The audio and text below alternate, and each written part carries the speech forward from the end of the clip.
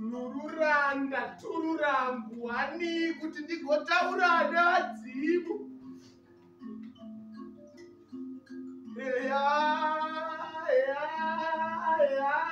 Murenga baba vaZimbabwe.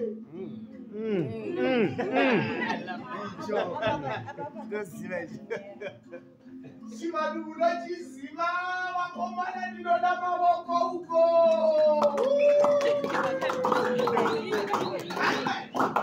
Madzimai mukuru musaite uyo.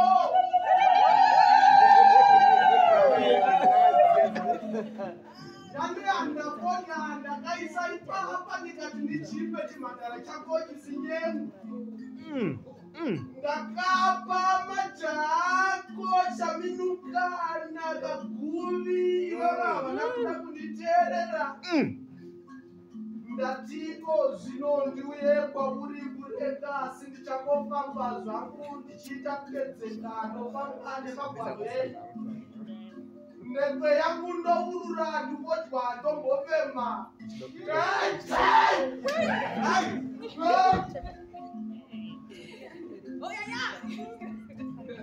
Ndati nditange newezve neandanyakasikana.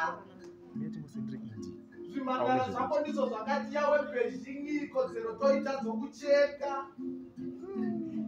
Ndiwe chinokohori meso amurenga.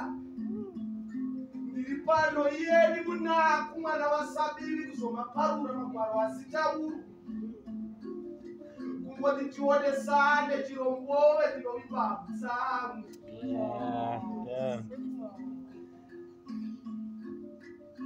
Kozangova dai kudai nhai tichaudzani nhai.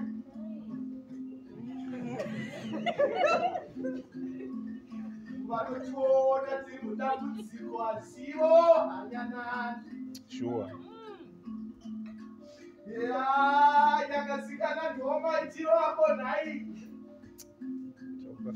Kutoudzai dai kuti vamwe vagoita kuma nhai. Kudzai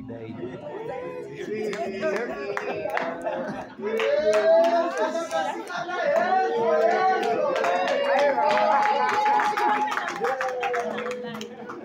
Hezo kuti mhandara chisinyengu.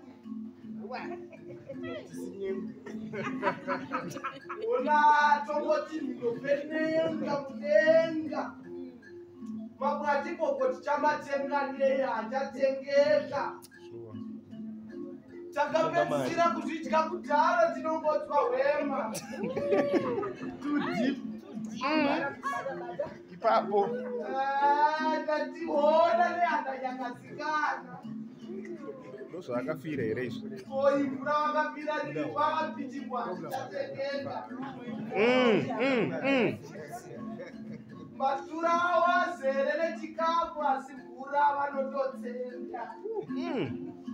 Ezo neata ezo.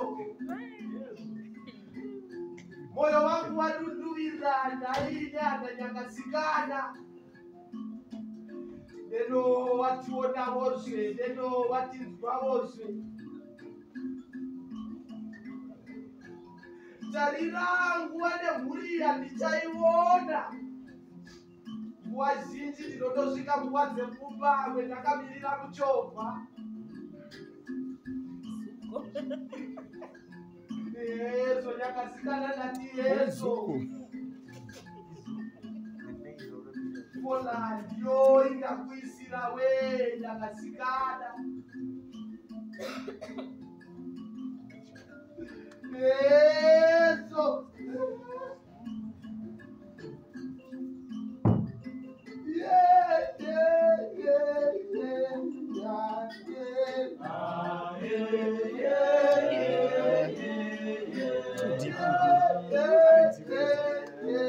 That was a handsome boy.